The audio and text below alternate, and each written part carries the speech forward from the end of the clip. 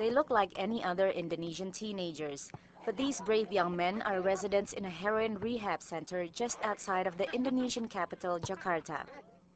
Some of them are HIV positive from the infected needles that they share.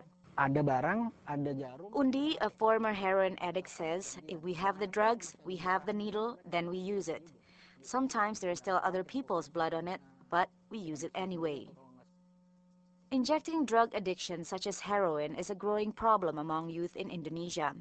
Most of these drug users have very little awareness of the virus, which is why needle sharing is a common practice. Now, the ones who are infected have to learn to live with the virus that strips away the body's immune system. Virus di dalam tubuh saya ya. Hussein, another recovering addict, says that the virus has taught him to take better care of himself. He learns to monitor his health and heed the warning signs. The young people attending this rehab center get counseling on HIV/AIDS, but this is far from enough for a country like Indonesia, where awareness is very low.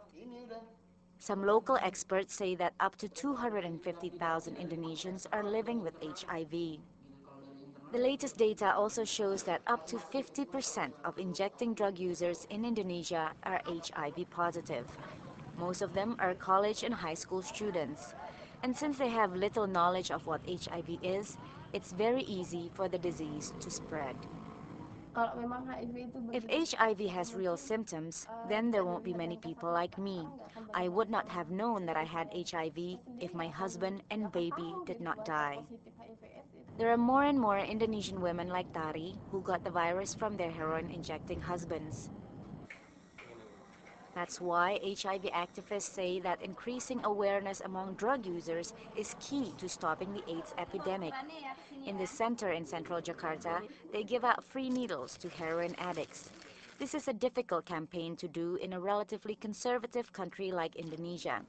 But activists say that this needs to be done since the rise of HIV infection among drug users affects infection rate in the rest of the population. AIDS activists in Indonesia are also targeting the sex workers. Here's activist Joyce Jailani Gordon. Among sex workers in Indonesia, their prevalence rates were also increasing. What was only below 1% in the beginning of 99, began to increase by 3% to 5% and continue to increase. So there's a direct link among the IDUs with the other populations. This clinic in West Jakarta is surrounded by massage parlors. Here they provide sexually transmitted disease counseling and testing for sex workers. But they say it's not easy to get sex workers to come to the clinic, even at the discounted price of only around $2 per visit.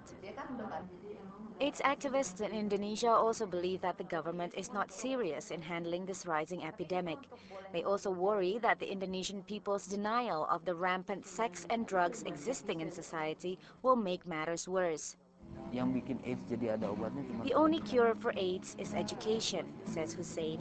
And I really hope that people would stop stigmatizing HIV-positive people like me. Look at me. I'm positive, but I'm doing something with my life.